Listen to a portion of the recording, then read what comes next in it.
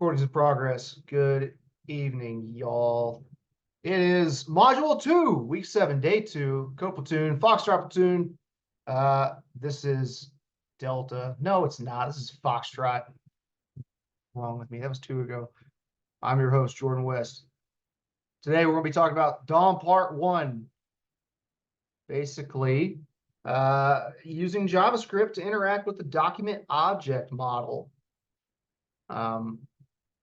Utilizing JavaScript, we can run basic scripting language to adjust, alter, query, do whatever. I'm using words that you shouldn't use, like basically query and modify the DOM. JavaScript is one of the only languages that can really do this everywhere. It's pretty much the only language you can write straight into the HTML and always work, even in Internet Explorer, unless you're using some cutting edge JavaScript. But yeah, it's a cool tool to jump straight into building web pages. So JavaScript is the programming language of the web. That's it, nothing else. Don't use it for anything else. JavaScript can update and change both the HTML and CSS of your web page. It can also perform calculations, manipulate and validate data. It's a scripting language. You can do all those things. It's a little bit more powerful than Bash.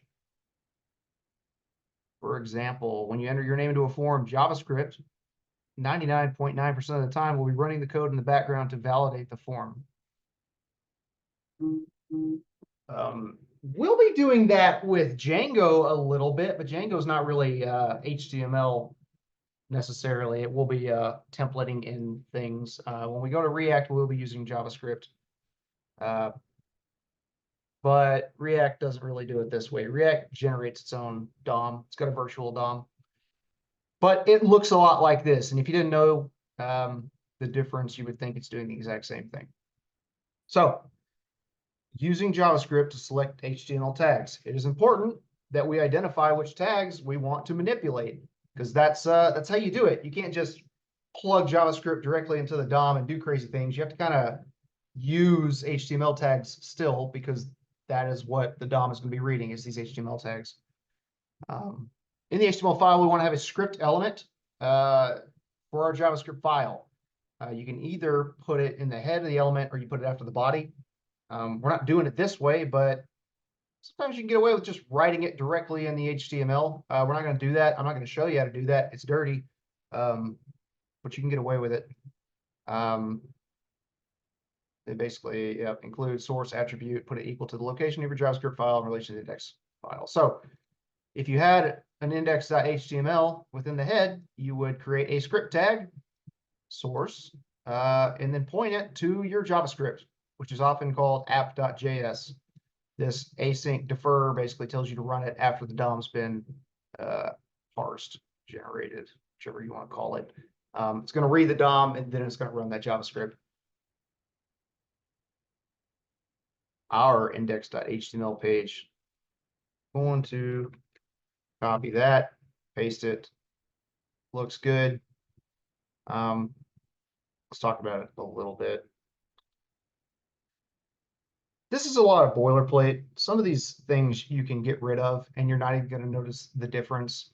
But it's nice to have. Identifying the meta can allow websites to be able to, I don't know, show more of, I don't know, metadata about your files. It can help different web browsers to run these things properly.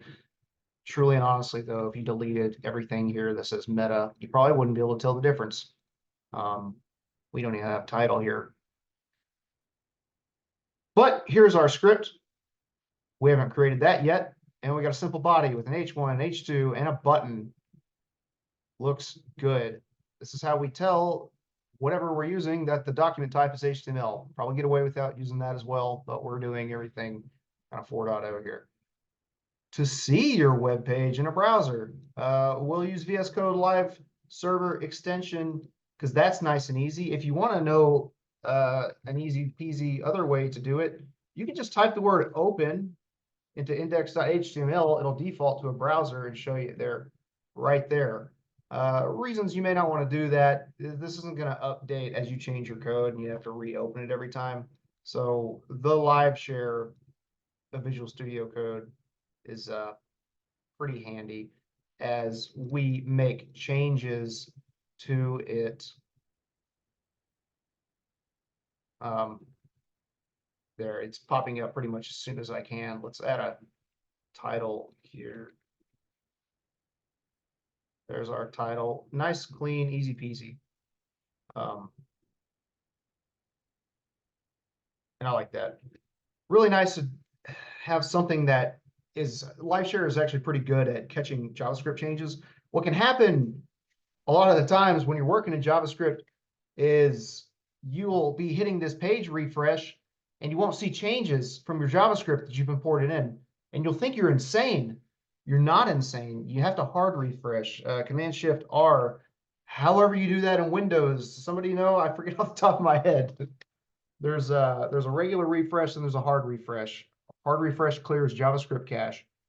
You can get stuck a long time fighting with it. I always Command-Shift-R so I can wipe out any cached JavaScript. We won't see that today. You probably won't see that with anything we're asking you to do.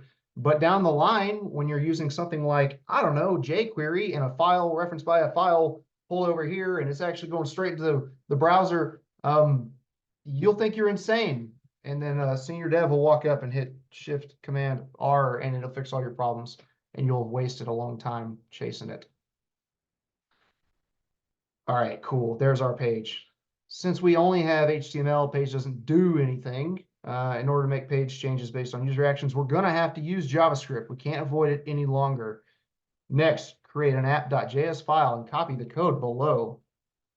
Easy peasy. Let's create a file called app.js. Open that bad boy up and paste right here. This JavaScript loaded console.log, never a bad idea when you're starting something up, because sometimes JavaScript just doesn't, show up or you didn't load it right. To see the output of your console.log, you can open browser's developer tools. On a Mac, it's Option Command I. We'll see about that. Oh, there we go. Mine's at the bottom. I like it at the bottom. Yours might pop out from the side. Don't freak out. It's okay. You can move it. There's a lot of things here. Front-end developers will be able to tell you all about them. I can tell you about a few of them. Elements breaks down pretty much every element we've put into this page. Console is the console. When you console.log, now it makes sense, right? It's all here. I mean, this, I'm pretty sure we can put JavaScript in here, right? Does that work? Look at that. It just takes JavaScript. No other language can get away with that. Logging is great for debugging, but users won't find this very interesting. Most people don't open this unless you had MySpace, maybe. Then you maybe know what this stuff is. But your mom's not going to be able to help you with this. They're not going to know. And there's a lot of nasty things that can be exposed with this console.log because they assume most users don't look at it. But you can do all kinds of crazy things by just digging into these elements. A lot more hacking than you would think is done at this level. Yep. So in order to do anything useful with JavaScript, we need to, one, grab an HTML element that's already been established. We're running our JavaScript asynchronously. We're parsing the page, and then we're going to have HTML elements we can grab. We're going to attach a listener to it. So we're saying, hey, go identify something. Then we're have a listener that's listening for a specific action. And then we're going to write a function that's going to run when that event happens. That's how you're going to trigger your JavaScript. That's you're going to tie your functions to actions. So this is some old school JavaScript here. And there's a lot of different ways to do this, by the way. This is not the only way. This is the way we're going to teach you. You could use so many different things. I'm pretty sure you can run Axios against these, which is usually for calling APIs, but jQuery is a very popular, slowly dying, thankfully, way to do this. It's very complicated. This is about the most straightforward way to reference the DOM with JavaScript that I know of and what Platoon teaches. So the way we're going to do that is using query selectors for the document method. This is what it more or less looks like. So within our app.js, we know that's working now. I don't need to see that anymore. We're going to set a constant btn, that's short for button. We're going to be referencing the document that this JavaScript is run in, and using query selector, we're going to look for button. All that's going to do is find the first button. If you think, oh man, what if I had two buttons? Don't worry, there's other things you can look for. Oh, let's run this. Let's not get ahead of ourselves. We save this page. Yep. Back to the console. Press this button. Oh, wait, hold up. Never mind. That's not how it works. All this JavaScript is doing is setting a variable and then running a console.log of that button. But that will show us that we did indeed grab that one button there. So in our console, button ID, alert button, alert me, that should look pretty familiar, because that is indeed our button right here. Do we all follow that?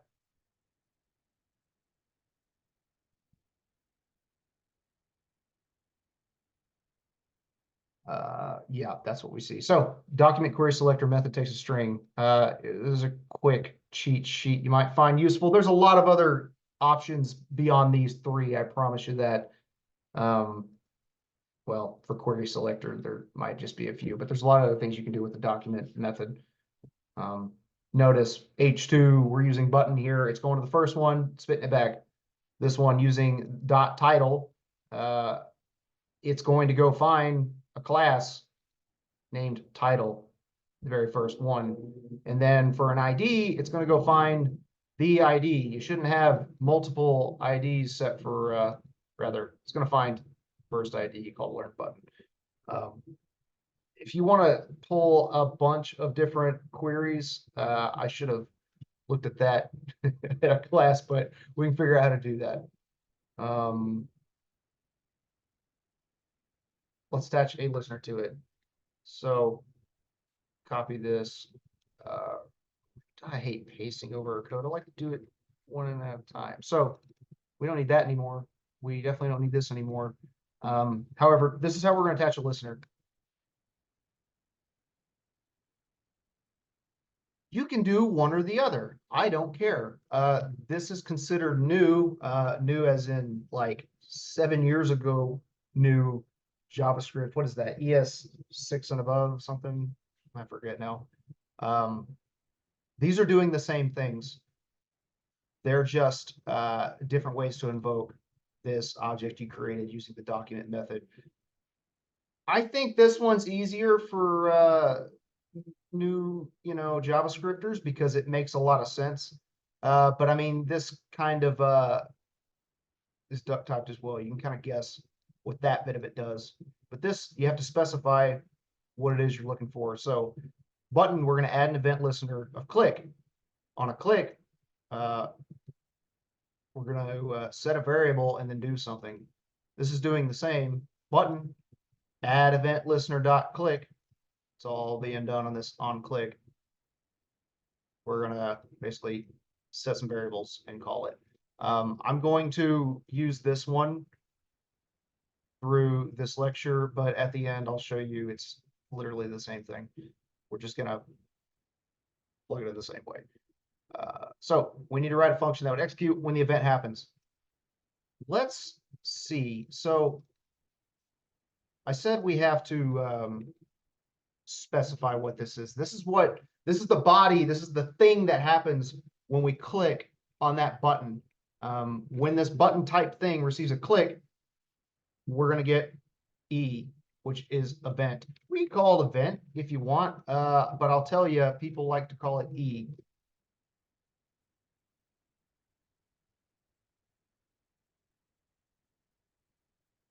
I didn't make anything up, did I? Great. Oopsie doopsie. That is all supposed to occur within here. Dang it. There we go. I think my JavaScript's good. Oh, what's this? We can chase this down. Basically, it's saying we're not specifying a favicon. Was this here earlier? Did I skip over this? This has been here the whole time? This is saying we're not telling the DOM where our favicon is. That's okay. A very quick fix for that.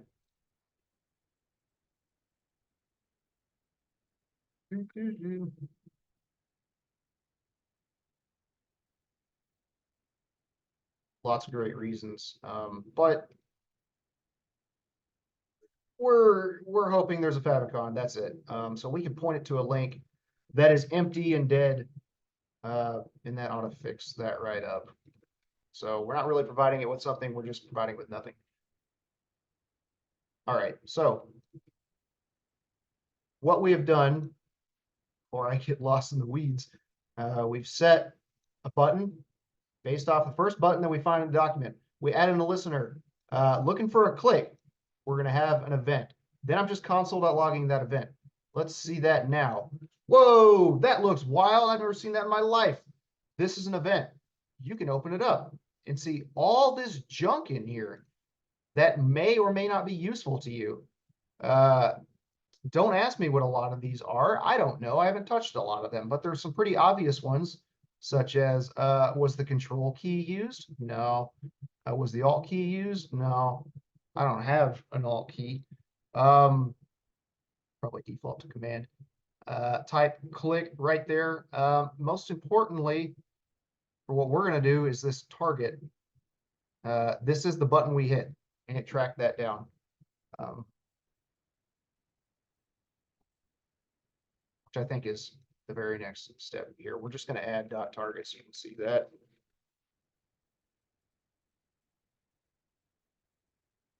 Gosh. Clicking is not very accurate right now. There it is, button ID, alert button, alert me. Cool. That's the same thing as we have here.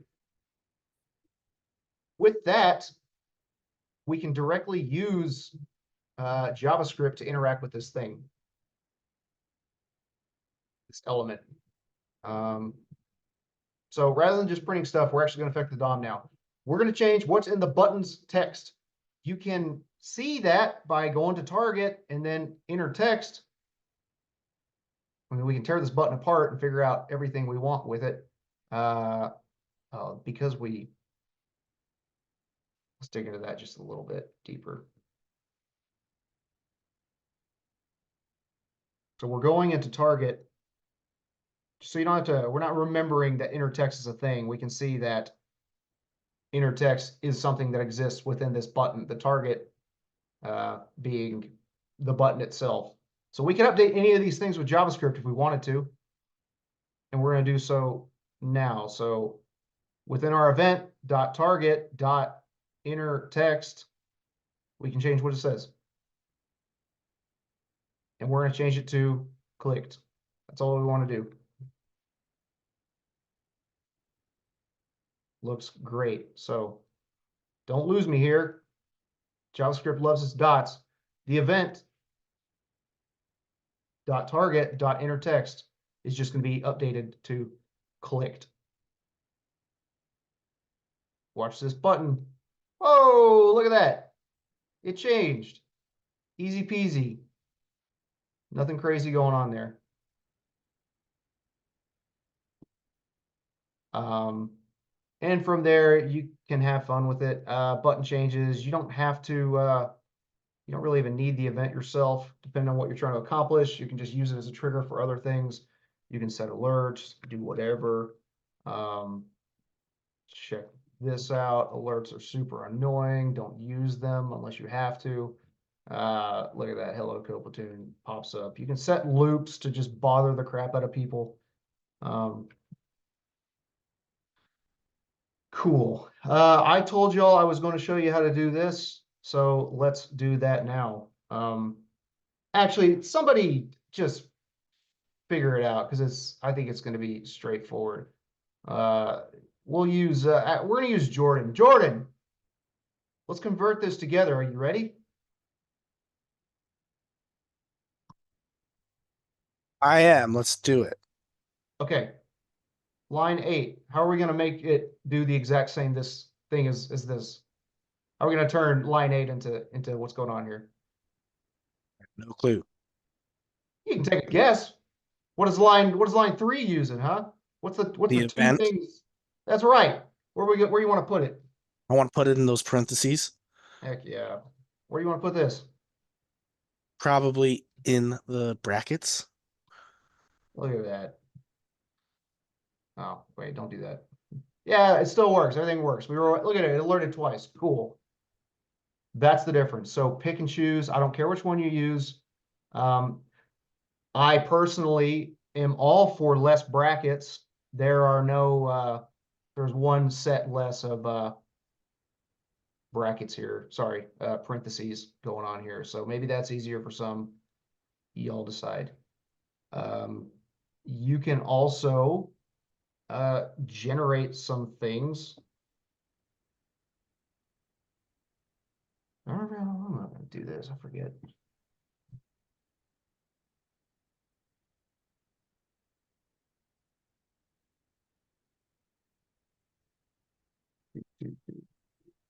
Cool, cool, cool.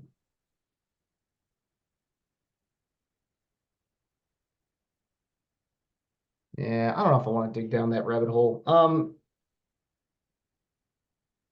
Do we have any questions?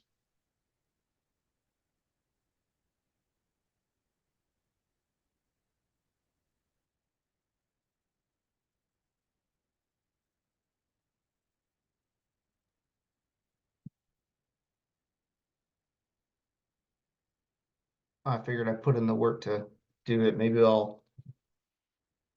Okay, cool. Don't care.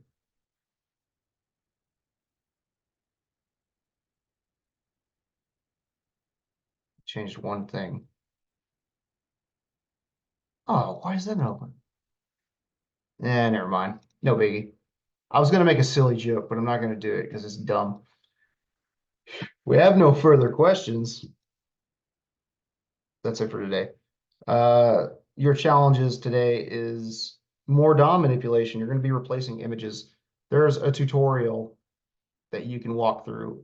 And it pretty much just goes along with that. If you have any questions, let us know. If you have any really in-depth questions, ask the TAs. I'm not a front-end developer, so I can only talk to what I know, but I probably can cover you guys at least a little bit further with this. All right, good stuff.